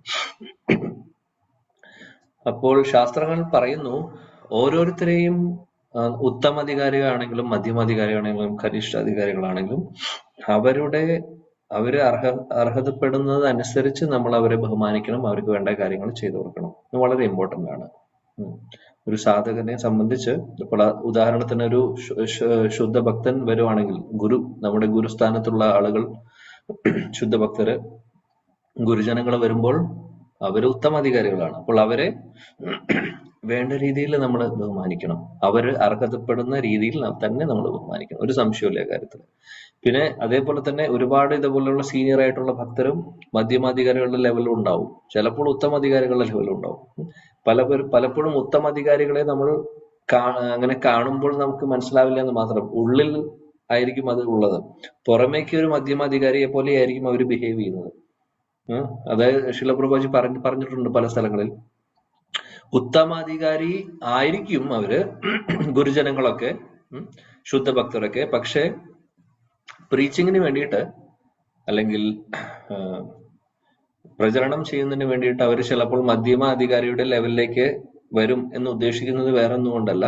അങ്ങനെ പറയാറുണ്ട് അദ്ദേഹം, പല സ്ഥലങ്ങളിൽ അത് പറയുന്നുണ്ട്. കാരണം എന്താണെന്ന് വെച്ചാൽ, വിദ്യാവിനയ സമ്പന്ന എന്ന് പറയുന്ന രീതിയിൽ നമ്മുടെ എല്ലാത്തിനെയും ഒരേപോലെ കാണുമ്പോൾ പ്രോപ്പറായിട്ട് നമുക്ക് പ്രീച്ച് ചെയ്യാൻ സാധിക്കില്ല. കാര്യം വേണ്ട മരുന്നുകൾ വേണ്ട ആളുകൾക്ക് കൊടുക്കണം, അല്ലെ? അപ്പോൾ അതനുസരിച്ചിട്ട് വേണം, കാലവും സമയവും സിറ്റുവേഷനും നോക്കിയിട്ട് വേണം മെഡിസിൻ കൊടുക്കാൻ. അപ്പോൾ ഉത്തമാധികാരിയെ സംബന്ധിച്ച് മൃഗങ്ങളെയും മനുഷ്യരെയും ഒരേപോലെ കാണുമ്പോൾ, അങ്ങനെ ഒരു ലെവൽ ആവുമ്പോൾ അത് ആക്ച്വലി പ്രചരണത്തിന് ഹെൽപ്പ് ചെയ്യില്ല. കാര്യം തിരിച്ചറിഞ്ഞാൽ നമുക്ക് തിരിച്ചറിയണം ആർക്കാണ് എന്ത് മരുന്ന് കൊടുക്കേണ്ടത് എന്നുള്ളത്. അപ്പൊ അത് മധ്യമാധികാരിയുടെ ലെവലിലാവുമ്പോൾ അത് പ്രോപ്പർ ആവും. അതുകൊണ്ട് നമ്മൾ കാണുന്നു, ഉത്തമാധികാരികളായിട്ടുള്ളവര്, ശിലപ്രഭുജി അടക്കം അവരെല്ലാവരും മധ്യമാധികാരിയെ പോലെ വന്ന് അവര് പ്രീച്ച് ചെയ്യുന്നു അല്ലെങ്കിൽ പ്രചരണം ചെയ്യുന്നു. അപ്പോൾ അവര് മധ്യമാധികാരികളുടെ ലെവൽ എടുക്കുവാണെങ്കിൽ നമ്മുടെ അവസ്ഥ എന്താണ്? കനിഷ്ഠാധികാരി പോലും ആയിട്ടുണ്ടാവില്ല. അതാണ് നമ്മുടെയൊക്കെ അവസ്ഥ. പറയുന്ന പോയിന്റ് എന്താണെന്ന് വെച്ചാൽ, ഓരോരുത്തരെയും അവരവര് അർഹതപ്പെടുന്ന ആ ഒരു സ്ഥാനം അനുസരിച്ചിട്ട് നമ്മൾ റെസ്പെക്ട് ചെയ്യണം എന്നുള്ളതാണ് ഭഗവാൻ നമ്മളെ ഈ ശ്ലോകത്തിൽ നിന്ന് പഠിപ്പിക്കുന്ന പ്രാക്ടിക്കൽ പോയിന്റ്. യഥാവിധി അവർക്ക് വേണ്ടി വേണ്ട ബഹുമാനം കൊടുക്കണം. ഗുരുസ്ഥാനത്തുള്ളവർക്ക് ബഹുമാനം കൊടുക്കണം. പലപ്പോഴും മലയാളികൾക്കുള്ള ഒരു പ്രശ്നം എന്താണെന്ന് വെച്ചാൽ, നമുക്ക് ഹിന്ദി അല്ലെങ്കിൽ നോർത്ത് ഇന്ത്യൻസിന് ഒരുപാട് ചില നല്ല കൾച്ചറുകളുണ്ട്. അത് ഞാൻ വളരെയധികം നോട്ട് ചെയ്തിട്ടുള്ള ഒരു കാര്യമാണ്. എന്താണ് ഒരു ഉദാഹരണം പറയുകയാണെങ്കിൽ, ഒരു സീനിയർ ആയിട്ടുള്ള ഒരാള്, ഭക്തരാവട്ടെ ഭക്തിയിലുള്ളവരാവട്ടെ അല്ലാത്തവരായിക്കട്ടെ, ആരായാലും ഒരു സീനിയർ ആയിട്ടുള്ള ഒരു വ്യക്തി അല്ലെങ്കിൽ പ്രായമായിട്ടുള്ള ഒരു വ്യക്തിയെ കാണുമ്പോൾ നാച്ചുറലി അവര് കുമ്പിട്ട് കാല് തൊട്ട് വന്ദിക്കും. നാച്ചുറലി നോർമലി എല്ലാവരും ചെയ്യുന്ന കാര്യമാണ്. ശ്രദ്ധിച്ചിട്ടുണ്ടാവും. മലയാളികൾക്ക് കുമ്പിടാന്ന് പറഞ്ഞു കഴിഞ്ഞാൽ ഏതാണ്ട് അഭിമാനം പോകുന്ന പോലെയാണ്. നമുക്കത് ശീലമില്ല. പിന്നെ അപ്പൊ പറഞ്ഞിട്ട് കാര്യമില്ല. അതുകൊണ്ട് ഈ ഒരു കൾച്ചർ നാച്ചുറൽ ആയിട്ട് അവർക്കുണ്ട്. അതുകൊണ്ട് അങ്ങനെയുള്ളവർ ഉള്ളത് കൊണ്ട് അവര് ഭക്തിയിൽ വരുമ്പോൾ ഓട്ടോമാറ്റിക്കലി ഈ ശീലങ്ങളൊക്കെ അവർക്ക് യൂസ്ഫുൾ ആവും. നമുക്കൊക്കെ പ്രശ്നം എന്താണെന്ന് വെച്ചാൽ, അത് ശീലമില്ലാത്ത കാരണം പിന്നെ അത് പഠിച്ചെടുത്ത് ചെയ്യേണ്ടി വരും. ആളുകളുടെ മുമ്പിൽ കുമ്പിടാൻ, ഹരേ കൃഷ്ണ പറയാൻ പോലും ചിലപ്പോൾ മടിയാണ് ആളുകൾ. അങ്ങനത്തെ അവസ്ഥയാണ്. നേരെ മറിച്ച് ഇതെല്ലാം ഇതെല്ലാം നമ്മൾ കാണുന്ന കാര്യങ്ങളാണ്. സോ സീനിയർ, സുപ്പീരിയർ, ഗുരുസ്ഥാനത്തുള്ളവര്, ഇവരെല്ലാവരും നമ്മൾ എല്ലാവരെയും, അതേപോലെ സീനിയർ ആയിട്ടുള്ള ഭക്തിയിൽ വളരെ ഭംഗിയായിട്ട് മുന്നോട്ട് പോകുന്നവരൊക്കെ ഉണ്ടെങ്കിൽ തീർച്ചയായിട്ടും അവരെ ബഹുമാനിക്കണം നമ്മൾ. ബഹുമാനം ചിലപ്പോൾ നമ്മൾ പറയും എന്റെ അകത്ത് നല്ല ബഹുമാനമാണ്, എന്നാൽ അത് കാണിക്കേണ്ട ആവശ്യമുണ്ടോ? ഇത് ഏതാണ്ട് ചില ആളുകൾ പറയുന്ന പോലെയാണ്, അമ്പലത്തിലേക്ക് എന്തിനാണ് പോവേണ്ട ആവശ്യം? എന്റെ ഹൃദയത്തിൽ ഭഗവാൻ ഇരിക്കുമല്ലേ, അമ്പലത്തിൽ പോകേണ്ട ആവശ്യമില്ല, എല്ലായിടത്തും ഞാൻ ഭഗവാനെ കാണുന്നു എന്ന് പറയുന്ന പോലെയാണ്. ബഹുമാനമുണ്ട് പക്ഷെ കാണിക്കുന്നില്ല എന്ന് പറയുമ്പോൾ ഇതൊരു ജസ്റ്റിഫിക്കേഷൻ ആണ്. ആക്ച്വലി ഇത് എസ്കേപ്പ് ചെയ്യാണ് ഇത് ചെയ്യുന്നത്. നമുക്കൊന്നും നഷ്ടപ്പെടാൻ പോകുന്നില്ല. ഉള്ളിലുള്ള സ്നേഹം പ്രകടിപ്പിക്കണം, ഉള്ളിലുള്ള ബഹുമാനം പ്രകടിപ്പിക്കണ്ടേ. പിന്നെ ഇപ്പോ ഒരു ഫാമിലി റിലേഷൻഷിപ്പിൽ തന്നെ സ്നേഹമുണ്ട് ഭാര്യയും ഭർത്താവിനും തമ്മിൽ എന്ന് പറഞ്ഞ് മനസ്സിൽ സ്നേഹമുണ്ട് എന്ന് പറഞ്ഞിട്ട് വല്ല കാര്യമുണ്ടോ? എക്സ്പ്രസ് ചെയ്തില്ലെങ്കിൽ ആ റിലേഷൻ സ്ട്രോങ് ആയിട്ട് പോവോ? ഇല്ല. എക്സ്പ്രഷൻ, അതായത് നമുക്ക് സ്നേഹമുണ്ടെന്ന് മറ്റുള്ള ആൾക്ക് തോന്നണം. അതേപോലെ അമ്മ മക്കള് അല്ലെങ്കിൽ അച്ഛൻ മക്കള്, പാരന്റൽ റിലേഷൻ ആണെങ്കിലും എക്സ്പ്രസീവ് അല്ലെങ്കിൽ എങ്ങനെയാണ് ശരിയാവുന്നത്? ഇപ്പോൾ ആധ്യാത്മിക ലോകത്തില് നമ്മൾ കാണുന്ന ഗോലോക വൃന്ദാവനത്തിലെ ലീലകളൊക്കെ നമ്മളെപ്പോഴും കേൾക്കുമ്പോൾ എല്ലാവരും എക്സ്പ്രസീവാണ്, ആരും ഉള്ളിൽ ഇങ്ങനെ പിടിച്ചിരിക്കുന്നില്ല. ഉള്ളിലുള്ളത് എക്സ്പ്രസ് ചെയ്യുക. അതിന്റെ അർത്ഥം ഷോ ചെയ്യാന്നുള്ളതല്ല പറയുന്നത്, മറ്റുള്ളവരെ കാണിക്കാൻ വേണ്ടി നമ്മൾ എന്തെങ്കിലും ചെയ്തു കൂട്ടുക എന്നുള്ളതല്ല, അതല്ല ഉദ്ദേശിക്കുന്നത്. ഉള്ളിലുണ്ടെങ്കിൽ, ഉള്ളിൽ ബഹുമാനം ഉണ്ടെങ്കിൽ അത് പുറത്തു കൊണ്ടുവരിക. ഉള്ളിൽ സ്നേഹം ഉണ്ടെങ്കിൽ യെസ്, അതിന്റെ അർത്ഥം വഴിയിൽ കാണുന്ന ആൾക്കാരെ കാണുമ്പോൾ തന്നെ പോയി കെട്ടിപ്പിടിക്കാനല്ല ഉദ്ദേശിക്കുന്നത്. ഇനി അത് അപ്പുറത്തെ ലെവലിലേക്ക് പോകും. ഡിവോട്ടീസിന്റെ കൂട്ടത്തിൽ ഈ ഒരു കാര്യം കൂടെ ഉണ്ട്. എല്ലാവരും സ്നേഹം, അതായത് കാണുമ്പോൾ തന്നെ ഉടനെ തന്നെ പോയി അത് ചെയ്യുന്നത് മോശമാണെന്നല്ല പറയുന്നത്. അതൊരു ശരിക്കും പറയണമെങ്കിൽ ഒരു റെസിപ്രൊക്കേഷൻ ആണ്, നമ്മൾ സ്നേഹം പ്രകടിപ്പിക്കുന്നതാണ്. എന്നാലും നമ്മള് അത് അതായത് നാച്ചുറൽ ആയിട്ട് നമ്മളത് കൾട്ടിവേറ്റ് ചെയ്തെടുക്കേണ്ട ഒരു കാര്യമാണ്. ആർട്ടിഫിഷ്യലി അപ്പൊ ഇനീഷ്യലി ചിലപ്പോൾ ആർട്ടിഫിഷ്യലി ചെയ്യേണ്ടി വരും, പക്ഷെ എന്നാലും we have to do. So സാധാരണഗതിയില് ബഹുമാനിക്കുന്നത്, കാലിൽ വീഴുന്നതും കാല് തൊടുന്നതും ഒക്കെ, കാലിൽ തൊടുക എന്ന് ഉദ്ദേശിക്കുന്നത് കുമ്പിടുക എന്നത് അവരുടെ മുമ്പിൽ. കാലുമേൽ തൊടാൻ പലവരും ചിലപ്പോൾ സമ്മതിക്കില്ല. കാലുമേൽ തൊടുമ്പോൾ പറയുന്നത്, ഒന്ന് സ്ത്രീ പുരുഷൻ വ്യത്യാസം ഉണ്ടെങ്കിൽ കാല് തൊടുന്നത് ശരിയല്ല, പ്രത്യേകിച്ച് സന്യാസിമാരെ അങ്ങനെയുള്ളവരെ നമ്മൾ തൊടാൻ പാടില്ല. പിന്നെ അത് മാത്രമല്ല, തൊടുമ്പോൾ പറയുന്നു ശാസ്ത്രങ്ങളിൽ കർമ്മം ട്രാൻസ്ഫർ ആവുന്നുള്ളത്. അപ്പൊ നമ്മളായിട്ട് നമ്മുടെ കർമ്മം മറ്റുള്ളവർക്ക് കൊടുക്കേണ്ട ആവശ്യമില്ല. എനിവേ, എന്താണെങ്കിലും ബഹുമാനത്തിന്റെ ഭാഗമായിട്ട് നമുക്ക് നമസ്കരിക്കാം. തൊടണമെന്നില്ല, പക്ഷെ മുമ്പിൽ കൈ തൊടാം. അടുത്ത് കാലിന്റെ പരിസരത്ത് അടുത്തായിട്ട് നമുക്ക് തൊടാൻ സാധിക്കും. അല്ലെങ്കിൽ നമസ്കരിക്കുകയാണെങ്കിൽ നമസ്കരിക്കാൻ സാധിക്കും. നമസ്കരിക്കുമ്പോഴും കാല് അവര് തൊടേണ്ട ആവശ്യം വരുന്നില്ല, അല്ലെ? സോ ഇതെല്ലാം റെസ്പെക്ട് കാണിക്കുന്ന മാർഗം. റെസ്പെക്ട് നമ്മൾ മറ്റുള്ളവർക്ക് കൊടുക്കുന്നത് എക്സ്പ്രസ് ചെയ്യുന്ന കാര്യങ്ങൾ എക്സ്പ്രസ് ചെയ്യുന്നത് ഇങ്ങനെയാണ്. സോ ഈ എക്സ്പ്രഷൻസും ഇമ്പോർട്ടന്റ് ആണ്. ഇത് അൺഫോർച്ചുനേറ്റ്ലി നമ്മുടെ ആളുകൾക്ക് ശീലമില്ലാത്തത് കൊണ്ട് അത് ഉള്ളിൽ നിന്ന് വരാൻ ബുദ്ധിമുട്ടാണ്. സോ ഇനീഷ്യലി നമ്മൾ അത് കൾട്ടിവേറ്റ് ചെയ്യണം. നമ്മളത് ചെയ്ത് പിന്നെ അത് ശീലമാവും. അപ്പോൾ ചില ആളുകളുണ്ട്, കുട്ടികൾ അല്ലെങ്കിൽ പ്രത്യേകിച്ച് നോർത്ത് ഇന്ത്യൻസ്, അവര് അച്ഛന്റെയും അമ്മയുടെയും കാലം എന്നും, ഉദാഹരണത്തിന് ഓഫീസിൽ പോകുന്നതിന് മുമ്പാണെങ്കിൽ, അല്ലെങ്കിൽ സ്കൂളിൽ പോകുന്ന കുട്ടിയാണെങ്കിൽ പോകുന്നതിന് മുമ്പ് അച്ഛന്റെയും കാലം തൊട്ടിട്ടാണ് പോകുന്നവരുണ്ട്, അങ്ങനെ ചെയ്യുന്നവരുണ്ട്. അപ്പോൾ ആ ഒരു കൾച്ചറുള്ളവര് നാച്ചുറലി ഇതെല്ലാം അവർക്ക് ഈസിയാണ്. പിന്നെ അപ്പോൾ ഇവിടെ ഭഗവാൻ റെസിപ്രോക്കേറ്റ് ചെയ്യുന്ന രീതികളാണ് പറയുന്നത്. പലവരും പല രീതികളിൽ, പല ആളുകളും ഉണ്ട് ഇതില്, പല പൊസിഷനിൽ ഇരിക്കുന്ന ആൾക്കാരുണ്ട്. ഇപ്പോൾ നമ്മൾ ഇതിനു മുമ്പും പറഞ്ഞിട്ടുണ്ട്, യുധിഷ്ഠിര മഹാരാജാവ്, അതേപോലെ ഭീമസേനൻ, അർജുനൻ, അവരുടെ മുമ്പിൽ വരുന്ന സമയത്ത് ഭഗവാൻ അതേപോലെ നകുലൻ, സഹദേവൻ, ഇവരോട് എല്ലാവരോടും പല രീതിയിലാണ് ഭഗവാൻ റെസിപ്രോക്കേറ്റ് ചെയ്യുന്നത്. യുധിഷ്ഠിര മഹാരാജാവിനെ കാണുമ്പോൾ നമസ്കരിക്കുകയാണ് ചെയ്യാറ് ഭഗവാൻ. അതുപോലെ ഭീമനും അർജുനെ ആലിംഗനം ചെയ്യും. കാര്യം അവർ സുഹൃത്തുക്കളെ പോലെയാണ്. അവർ ഏകദേശം ഒരേ പ്രായക്കാരാണ്, പിന്നെ സുഹൃത്തുക്കളെ പോലെയാണ്. നകുലനും സഹദേവനും ആണെങ്കിൽ അവരെ ഭഗവാൻ അനുഗ്രഹിക്കും, ബ്ലെസ്സിങ് കൊടുക്കും. കാര്യം അവര് ഭഗവാന്റെ കാലിൽ നമസ്കരിക്കുമ്പോൾ അവർക്ക് അനുഗ്രഹം കൊടുക്കും. അപ്പൊ അതാണ് പറയുന്നത്, ഭഗവാൻ ഓരോരുത്തരെയും ഡീൽ ചെയ്യുന്നത് അവരുടെ പൊസിഷൻ അനുസരിച്ച്. So it's A very important lesson Krishna is teaching all of us. It's very very important, very very important. Etiquettes എന്ന് പറയുന്നതാണ് ഭഗവാൻ ഇതിൽ പഠിപ്പിക്കുന്നത്. ഈ എറ്റിക്കേറ്റ്സ് വളരെയധികം അത്യാവശ്യമാണ്. അതേപോലെ നന്നായി എല്ലാവരോടും സമാധാനപരമായിട്ട് സംസാരിക്കുക. ദേഷ്യം വരുന്ന പല കാര്യങ്ങളും ഉണ്ടാവും. ദേഷ്യം വരുന്ന കാര്യമാണെങ്കിലും ഒന്ന് നമ്മൾ അതിനെ കൺട്രോൾ ചെയ്യാൻ പഠിക്കണം. പ്രത്യേകിച്ചും ഭക്തരുടെ കമ്മ്യൂണിറ്റീസിൽ ഇത് ശ്രദ്ധിക്കേണ്ട ഒരു കാര്യമാണ്. ഇല്ലെങ്കിൽ ക്ലാഷസ് വരും, പിന്നെ അത് പ്രശ്നങ്ങളിലേക്ക് പോകും. സോ തെറ്റ് എവിടെയാണോ ശരി എവിടെയാണോ എന്നുള്ളതിന് വേറെ കാര്യം, പക്ഷെ നമ്മൾ എങ്ങനെ അത് റെസ്പോണ്ട് ചെയ്യുന്നു എന്നുള്ളതിലാണ് കാര്യം ഇരിക്കുന്നത്. ഒരു ഭക്തന്റെ മെച്യൂരിറ്റി ഇരിക്കുന്നത് അവിടെയാണ്. അവർ എത്രമാത്രം സ്പിരിച്വലി അഡ്വാൻസ് ആവുന്നുണ്ട്, അതിന്റെ അർത്ഥം എത്രയും ടോളറേറ്റ് ചെയ്യാൻ പറ്റാത്ത സിറ്റുവേഷനിലും അവരത് ടോളറേറ്റ് ചെയ്യുമ്പോഴാണ് അവിടെ, അതായത് കരിമ്പ് ജ്യൂസ് അടിക്കുന്നത് കണ്ടിട്ടുണ്ടല്ലോ നമ്മൾ, മെഷീനിലൂടെ കിടത്തി വിടുന്നത് പോലെ.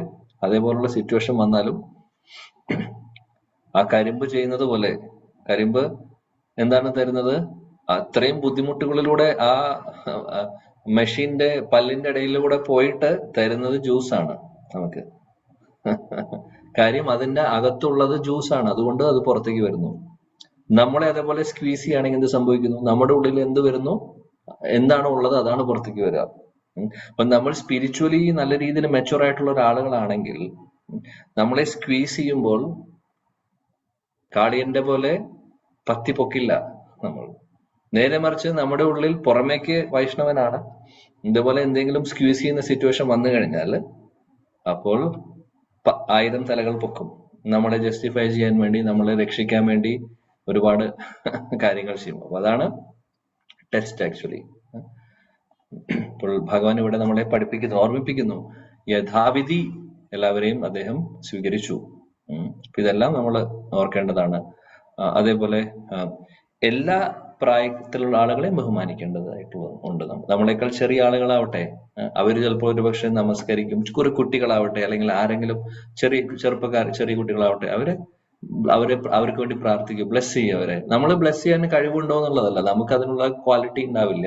ബ്ലെസ്സിങ് എന്ന് ഉദ്ദേശിച്ചത് അവര് നമ്മളോട് കാണിക്കുന്ന സ്നേഹത്തിന് തിരിച്ച് അറ്റ്ലീസ്റ്റ് ആ സമയത്തെങ്കിലും അവർക്ക് വേണ്ടി ഒന്ന് പ്രാർത്ഥിക്കുകയോ, ഭഗവാൻ അനുഗ്രഹിക്കട്ടെ ഈ കുട്ടിയെ. നമുക്ക് ബ്ലെസ്സിങ് കൊടുക്കാനുള്ള ക്വാളിഫിക്കേഷൻ ഇല്ലെങ്കിലും ഭഗവാനോട് പറയാം ബ്ലെസ്സിങ് കൊടുക്കാൻ, അത് നമുക്ക് ചെയ്യാൻ സാധിക്കും, അല്ലെ?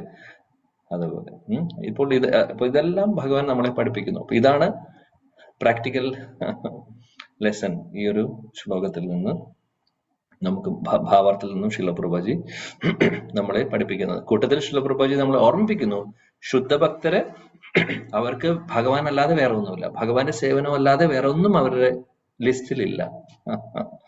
ശുദ്ധഭക്തർ എന്ന് പറഞ്ഞു കഴിഞ്ഞാൽ അത് മാത്രമേ ഉള്ളൂ, ഭഗവത് സേവനം മാത്രം. സോ അങ്ങനെയുള്ളവരോട് ഭഗവാൻ സ്പെഷ്യൽ ആയിട്ടുള്ള അറ്റൻഷൻ ഉണ്ട് അദ്ദേഹത്തിന്. യഥാമാം പ്രപത്യന്തെ താം തഥൈവ ഭജാമ്യഹം, ശ്രീമദ് ഭഗവത്ഗീതയിൽ പറയുന്ന പോലെ അത് തന്നെയാണ് ഇവിടെ പറയുന്നത്. അതുപോലെ, അതായത് ഭഗവാനോട് എങ്ങനെയാണോ റെസിപ്രോക്കേറ്റ് ചെയ്തിട്ടുള്ളത് അതനുസരിച്ച്, ഭഗവാനോട് എങ്ങനെയാണോ അവര് അപ്രോച്ച് ചെയ്യുന്നത് അതനുസരിച്ചിട്ട് ഭഗവാൻ തിരിച്ച് അവരോട് റെസ്പോണ്ട് ചെയ്യും. ഇതാണ് ഭഗവാൻ ചെയ്യുന്ന കാര്യം. സോ നമ്മൾ നല്ല രീതിയിൽ ആത്മാർത്ഥപരമായിട്ട് ഭഗവാന്റെ അടുത്തേക്ക് പോവുകയാണെങ്കിൽ തീർച്ചയായിട്ടും അദ്ദേഹം നമ്മുടെ കൂടെ തന്നെ ഇങ്ങോട്ട് ഓടി വരും. അതാണ് പറയുന്നത്. ശ്രീല പ്രഭുജി നമ്മളെ അത് ഓർമ്മിപ്പിക്കുന്നു. ശുദ്ധഭക്തർക്ക് ഭഗവത് സേവനമല്ലാതെ അവരെ സംബന്ധിച്ച് വേറെ ഒന്നുമില്ല, അവർക്ക് വേറെ ഒന്നിലും താല്പര്യമില്ല. ബ്രഹ്മജ്യോതിയിൽ പോയി ലയിക്കുവാനോ അല്ലെങ്കിൽ മുക്തി എന്ന് പറയുന്ന പോലെ പ്രശ്നങ്ങളിൽ നിന്ന് നിവാരണം, അതല്ല. എവിടെയാണെങ്കിലും ഏത് സിറ്റുവേഷൻ ആണെങ്കിലും ഭഗവാന്റെ ഇച്ഛ എന്താണോ, ഭഗവാന്റെ ആഗ്രഹം എന്താണോ അത് നടക്കട്ടെ. എനിക്ക് സേവനം നഷ്ടപ്പെടാതിരുന്നാൽ മതി. സേവനം, ഭഗവത് സേവനം വേണം. അത് അങ്ങയുടെ തൃപ്പാദങ്ങൾ വിട്ടിട്ടുള്ള ഒരു സ്ഥാനവും എനിക്ക് വേണ്ട. വൃത്രാസുരം പറയുന്നത് പോലെ നാക്ക് പൃഷ്ടം ന ച പാരമേഷ്ട്യം ന സർവഭൗമ ന രസാധിപത്യം ന യോഗസിദ്ധിം അപുനർഭവം സമഞ്ജസത്വ വിരഹീയ കാംക്ഷേ. ധ്രുവ മഹാരാജന്റെ സ്ഥാനം, ധ്രുവലോകം തരാമെന്ന് പറഞ്ഞാലും എനിക്ക് വേണ്ട. അങ്ങയുടെ തൃപ്പാദങ്ങൾ വിട്ടിട്ട് അങ്ങോട്ട് പോകാൻ എന്നോട് പറയുകയാണെങ്കിൽ ഐ ഡോണ്ട് വാണ്ട് ദാറ്റ്.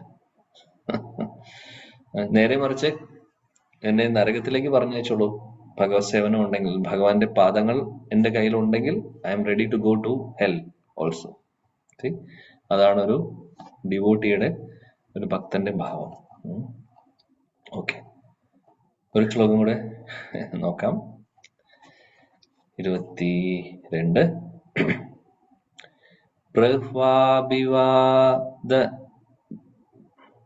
പ്രഹ്വാഭിവാദനാ ശ്ലേഷ കരസ്പർശാസ്മിതേ ക്ഷണൈഃ ആശ്വാസ്യ ചാശ്വപാകേഭ്യോ വരേശ്ചാഭിമതേർവിഭുഃ. വായിച്ചോളൂ. ഹരേ കൃഷ്ണ പ്രഭു. ഓം നമോ ഭഗവതേ വാസുദേവായ. പ്രഹ്വാഭിവാദനാശ്ലേഷകരസ്പർശസ്മിതേ ക്ഷണൈഃ ആശ്വാസ്യ ചാശ്വപാകേഭ്യോ വരേശ്ചാഭിമതേർവിഭുഃ. ഹരേ കൃഷ്ണ. ഹരേ കൃഷ്ണ. ഓം നമോ ഭഗവതേ വാസുദേവായ. പ്രഹ്വാ അഭിവാദന ശ്ലേഷകരസ്പർശസ്മിതേ ക്ഷണൈഃ ആശ്വാസ്യ ച അശ്വപാകേഭ്യോ വരൈശ്ച അഭിമതേർവിഭുഃ. ഹരേ കൃഷ്ണ. ഹരേ കൃഷ്ണ. ഹരേ കൃഷ്ണ. ഹരേ കൃഷ്ണ. ഹരേ ഓം കൃഷ്ണ. നമോ വാസുദേവായ. പ്രഹ്വാ അഭിവാദന ശ്ലേഷ കരസ്പർശസ്മിതേ ക്ഷണൈ ആശ്വാസ്യ ചാപഭാഗേഭ്യോ വരൈശ്ചാഭിമതൈർ വിഭുഃ. ഹരേ കൃഷ്ണ. പ്രഹ്വാഭിവാദന ക്ലേശ കരസ്പർശസ്മിതേ ക്ഷണൈഃ ആശ്വാസ്യ ചാശ്വപാകേഭ്യോ വരൈച്ഛാഭിമതൈർവിഭുഃ. ഹരേ കൃഷ്ണ പ്രഭുജി. ഹരേ കൃഷ്ണ. ഓം നമോ ഭഗവതേ പ്രഹ്വാഭിവാദനാശ്ലേഷ കരസ്പർശസ്മിതേ ക്ഷണൈഃ ആശ്വാസ്യ ച ആശ്വപാകേഭ്യോ വരൈശ്ചാഭിമതൈർവിഭുഃ. ഹരേ കൃഷ്ണ. ഓക്കെ, വായിക്കൂ ആരെങ്കിലും. ഹരേ ഹരേ കൃഷ്ണ. കൃഷ്ണ.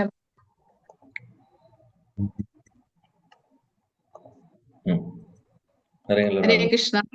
വിവർത്തനം ഭാവാർത്ഥം. എസി ഭക്തിവേദാന്ത സ്വാമി ശ്രീല പ്രഭുപാദ് കി ജയ്.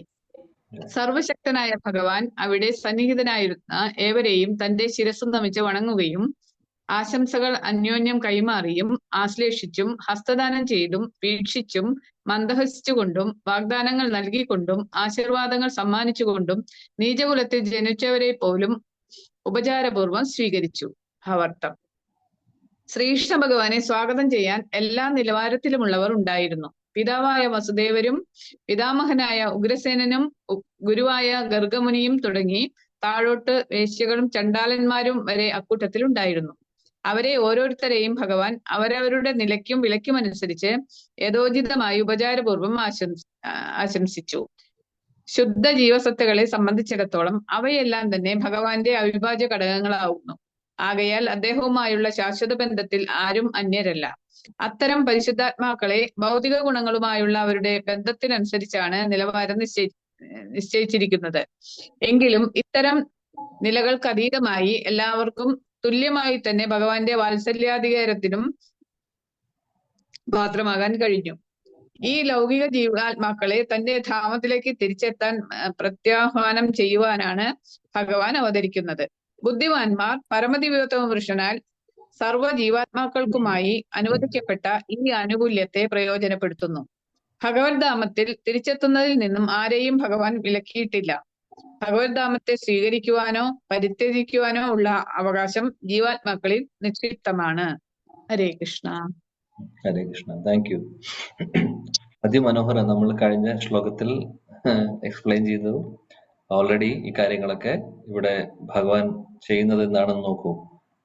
പ്രാഹ്വ, അദ്ദേഹം എല്ലാവരുടെയും മുമ്പിൽ തലകുനിക്കുകയാണ് ചെയ്യുന്നത്. അഭിവാദന, എല്ലാവരെയും അഭിവാദനം ചെയ്യുന്നു. അദ്ദേഹം വളരെ അവരെ സ്തുതിച്ചുകൊണ്ട് അല്ലെങ്കിൽ അവരോട് നല്ല വാക്കുകൾ പറഞ്ഞുകൊണ്ട് എല്ലാവരോടും സംസാരിക്കുന്നു. ആശ്ലേഷ, ചിലവരെ ആലിംഗനം ചെയ്യുന്നു. കരസ്പർശ, ചിലവരുടെ കൈ ഷേക്ക് ഹാൻഡ് കൊടുക്കുന്ന പോലെ കൈകൾ പിടിക്കുന്നു. സ്മിത ഈക്ഷണൈ, ചിലവരെ കണ്ട് ചിരിക്കുന്നു, അല്ലെങ്കിൽ ആ പുഞ്ചിരി അത് തന്നെ ഒരു റെസിപ്രോക്കേഷൻ ആണ്. ആശ്വാസ്യ, ചിലവരെ ആശ്വസിപ്പിക്കുന്നു, എൻകറേജ് ചെയ്യുന്നു. പിന്നെന്താണ് പറയുന്നത്? അപ്പോൾ ഇവിടെ അശ്വപക, അതായത് ചണ്ടാല കൂട്ടത്തിലുള്ളവര് പോലും, അതേപോലെ അങ്ങനെയുള്ളവര് പോലും ഉണ്ടായിരുന്നു. ശിലപ്രഭാജി ഇവിടെ പറയുന്നു ഭാവാർത്ഥത്തിൽ, വസുദേവര്, ഉഗ്രസേനൻ, ഗർഗമുനി ഇവരൊക്കെ ഉണ്ട് കൂട്ടത്തിൽ. വേശ്യ സ്ത്രീകളും ചണ്ടാലരും എല്ലാവരും ഭഗവാനെ സ്വീകരിക്കാൻ വേണ്ടി ഇരിക്കുകയാണ്, കാത്തിരിക്കുകയാണ് ചെയ്യുന്നത്. അപ്പൊ അവര് ഓരോരുത്തരെയും അവർക്കവർക്കതായിട്ടുള്ള അർഹതപ്പെടുന്ന ആ ഒരു പൊസിഷനും ആ ഒരു റെസ്പെക്റ്റും വേണ്ട രീതിയിൽ ഏതാണോ വേണ്ടത് അതനുസരിച്ച് അദ്ദേഹം ചെയ്തു. സി, ബ്യൂട്ടിഫുൾ പോയിന്റ് അല്ലെ? നമ്മൾ ഓൾറെഡി ചർച്ച ചെയ്തു ഡീറ്റെയിൽസ് എല്ലാം, നമ്മളിതിൽ നിന്ന് പഠിക്കേണ്ട കാര്യങ്ങൾ. അപ്പൊ ഇവിടെ ഭഗവാൻ അത് കാണിച്ചു തരുവാണ് ചെയ്യുന്നത്. ആ ഒരു പൊസിഷൻ അനുസരിച്ച് അദ്ദേഹം റെസിപ്രോക്കേറ്റ് ചെയ്യുന്നു. അപ്പോൾ ഇതൊക്കെയാണ് റെസിപ്രോക്കേറ്റ് ചെയ്യേണ്ട രീതികൾ. ഉദാഹരണത്തിന് തലകുനിക്കാന്ന് ഉദ്ദേശിക്കുന്നത് ഇങ്ങനെ കാണിക്കുന്നത് ഓക്കെ. അതേപോലെ തന്നെ കാലിൽ വീഴേണ്ട ആളുകളുടെ മുമ്പിൽ കാല് വീഴുന്നു, നമസ്കരിക്കുന്നു, പ്രണാമം ചെയ്യുന്നു. അപ്പോൾ അതിന്റെ അർത്ഥം വഴിയിലൂടെ നടന്നു പോകുമ്പോൾ, പ്രത്യേകിച്ച് ഇവിടെ ഇന്ത്യയിൽ കുഴപ്പമില്ല, ഇന്ത്യയിൽ ഇപ്പൊ എവിടെ നമസ്കരിച്ചാലും, ഇന്ത്യയിലാണെങ്കിലും അമേരിക്കയിലാണെങ്കിലും ആരും നോക്കില്ല. നേരെ മറിച്ച് ഞാനിരിക്കുന്ന സ്ഥലത്ത് വഴിയിൽ ഇതേപോലെ നമസ്കരിക്കുക ചെയ്തു കഴിഞ്ഞാൽ ചിലപ്പോൾ ഒരു പക്ഷെ ആളുകൾ നോക്കും, എന്താണ് സംഭവം എന്നറിയില്ല അവർക്ക്. അപ്പോൾ നമസ്കരിക്കുന്നതും ഇപ്പൊ ഒന്ന് കുമ്പിട്ട് കാല് തൊടുന്നതും എളുപ്പമാണ് അല്ല, അത് ചെയ്യാൻ ബുദ്ധിമുട്ടില്ല, അതിപ്പോ ആരും ശ്രദ്ധിക്കുന്ന കാര്യമല്ല. നേരെ മറിച്ച് നമ്മൾ ദണ്ഡവത് പ്രണാമമൊക്കെ വഴിയില് റോഡിൽ ചെയ്യുകയാണെങ്കിൽ ഇവിടെ ഇങ്ങനെയുള്ള രാജ്യങ്ങളിൽ അത് ശ്രദ്ധിക്കേണ്ട കാര്യമാണ്. പക്ഷെ ഇന്ത്യയിൽ ഇതൊന്നും വിഷയമല്ല. ഗുരുജനങ്ങളൊക്കെ വരുമ്പോൾ വൃന്ദാവനം, മായപ്പൂർ അങ്ങനെയുള്ള സ്ഥലങ്ങളിൽ പോകുമ്പോൾ ഒരുപാട് സന്യാസി വര്യന്മാരെ നമ്മൾ കാണും. അമ്പലത്തിൽ പോകുമ്പോഴും വഴിയിൽ നടക്കുമ്പോഴൊക്കെ അവരെ കാണുമ്പോഴൊക്കെ എവിടെയാണോ ഉള്ളത് അവിടെ നമസ്കരിക്കുക, ഒരു കുഴപ്പമില്ല. അത് നമ്മൾ ചെയ്യേണ്ട ഒരു കാര്യമാണ്. അപ്പോൾ ഇവിടെ ഭഗവാൻ ഗർഗമുനിയെ കാണുമ്പോൾ നമസ്കരിക്കില്ലേ? തീർച്ചയായിട്ടും നമസ്കരിക്കും. വസുദേവൻ അച്ഛനാണ്, ഉഗ്രസേനൻ, അവരൊക്കെ ഒരുപാട് സീനിയർ ആയിട്ടുള്ളവർ, അവരെ കാണുമ്പോൾ നമസ്കരിക്കുകയാണ് ഭഗവാൻ ചെയ്യുന്നത്. അതേപോലെ ചിലവരെ അദ്ദേഹം ആലിംഗനം ചെയ്യുന്നു. സുഹൃത്തുക്കളെ പോലുള്ളവര് ഉണ്ടെങ്കിൽ ആ ഒരു പ്രായത്തിലുള്ളവരും, അല്ലെങ്കിൽ ഉദ്ധവരെ പോലുള്ളവരൊക്കെ, ഉദ്ധവനൊക്കെ ആ ഒരു കാറ്റഗറിയിൽ വരുന്നു. അപ്പൊ അവരെയൊക്കെ ആ രീതിയിലാണ് അദ്ദേഹം സ്വീകരിക്കുന്നത്. ചിലവരുടെ കൈകൾ പിടിച്ചുകൊണ്ട്, ചിലവരുടെ മുഖത്ത് നോക്കി ചിരിച്ചുകൊണ്ട്, എല്ലാവർക്കും അദ്ദേഹം എല്ലാവരോടും റെസിപ്രോക്കേറ്റ് ചെയ്യുന്നുണ്ട്. ഇതാണ്, ആരെയും അദ്ദേഹം മാറ്റി നിർത്തുന്നില്ല. ശിലപ്രഭാജി ആ ഒരു പോയിന്റും കൂടെ അവിടെ ഭാവാർത്ഥത്തിൽ പറയുന്നു. ഭഗവാന്റെ അംശമാണ് എല്ലാവരും.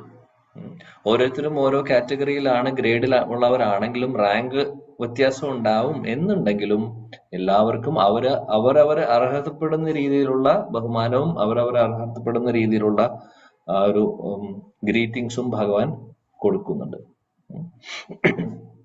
അത് വലിയൊരു കാര്യമാണ്.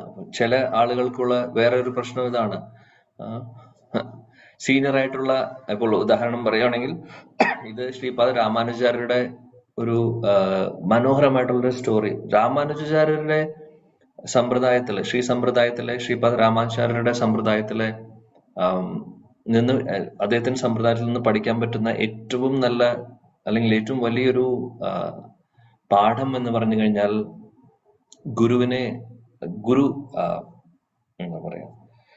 ഗുരുവിനോടുള്ള ആ ഒരു സ്നേഹം, ഗുരുഭക്തി ശരിക്കും നമ്മൾ പഠിക്കാൻ സാധിക്കുന്നത് ശ്രീ സമ്പ്രദായത്തിലെ ഒരുപാട് കഥകളുണ്ട് ശ്രീപാദ രാമാനുജാര്യരുമായിട്ട് സംബന്ധിച്ചിട്ടുള്ള.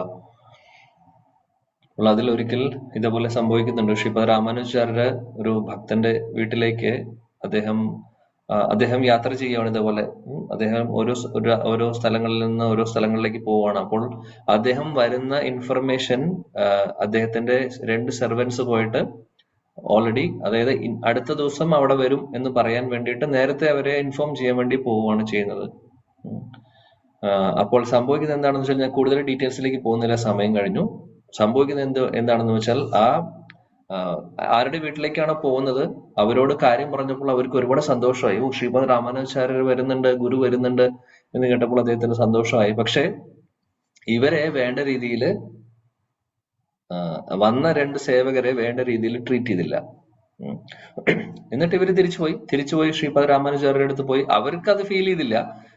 ശ്രീപാദ രാമാനുജാചാര്യ അവരോട് ചോദിച്ചു, എങ്ങനെയാണ് അവിടെ പോയി കാര്യം പറഞ്ഞു, ഞാൻ വരുന്ന കാര്യം അറിയിച്ചു. അപ്പൊ ഇവര് പറഞ്ഞു, ഞാൻ അറിയിച്ചു. എന്താണ് ചെയ്തത്, നിങ്ങൾ അവിടെ പോയപ്പോൾ എങ്ങനെയായിരുന്നു അവരുടെ റിയാക്ഷൻ? അപ്പോൾ അവർ ഓരോ കാര്യങ്ങൾ എക്സ്പ്ലെയിൻ ചെയ്ത് കൊടുത്തു. സംഭവിച്ചത് എന്താണെന്ന് വെച്ചാൽ, ഇവരെ സ്വീകരിച്ച് അവിടെ ഇരുത്തി അവരെ 2 നല്ല വാക്ക് പറയോ അല്ലെങ്കിൽ അവർക്ക് വേണ്ടതായിട്ടുള്ള ഒന്നും ചെയ്തില്ല.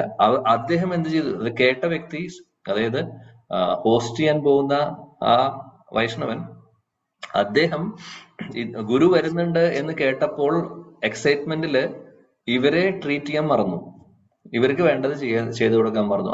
അപ്പോൾ തന്നെ അദ്ദേഹം അവിടുത്തെ അറേഞ്ച്മെന്റ്സിനായിട്ട് ഓടുകയായിരുന്നു ചെയ്യുന്നത്. അത് നാളേക്ക് ഇത് ശരിയാക്കണം, അത് ശരിയാക്കണം, അങ്ങനെ ശ്രദ്ധ മുഴുവനും ഗുരുവിനെ കുറിച്ച് ഓർത്ത്, അല്ലെങ്കിൽ അദ്ദേഹം അതിലേക്കായി ശ്രദ്ധ. ഈ ഒരു വിവരം കൊണ്ടുതന്ന 2 സേവകരെ മൈൻഡ് ചെയ്തില്ല അധികം വേണ്ട രീതിയിൽ. ഇത് ശ്രീപാദ രാമാനുജാചാര്യർക്ക് മനസ്സിലായപ്പോൾ ശ്രീപാദ രാമാനുജാചാര്യ അവിടെ പോലെ ക്യാൻസൽ ചെയ്തു. എനിക്ക് അങ്ങനെയുള്ള ഒരു ശിഷ്യന്റെ അടുത്തേക്ക് പോകേണ്ട ആവശ്യമില്ല എന്ന് പറഞ്ഞു. എന്റെ ശിഷ്യരെ വേണ്ട രീതിയിൽ ട്രീറ്റ് ചെയ്യാത്തവരെ, I don't want such a disciple. ഇതൊക്കെ വളരെയധികം പിന്നീട് അദ്ദേഹത്തിന് മനസ്സിലായി അദ്ദേഹം ചെയ്ത തെറ്റ്. പിന്നെ അദ്ദേഹം വന്ന് കാലിൽ നമസ്കരിച്ചുകൊണ്ട് ക്ഷമ ചോദിച്ച് പിന്നെ അത് സോൾവ് ആവുന്നു. പറയുന്നത് എന്താണെന്ന് വെച്ചാൽ, ഇതെല്ലാം വളരെ ഇമ്പോർട്ടന്റ് ആയിട്ടുള്ള കാര്യങ്ങളാണ്.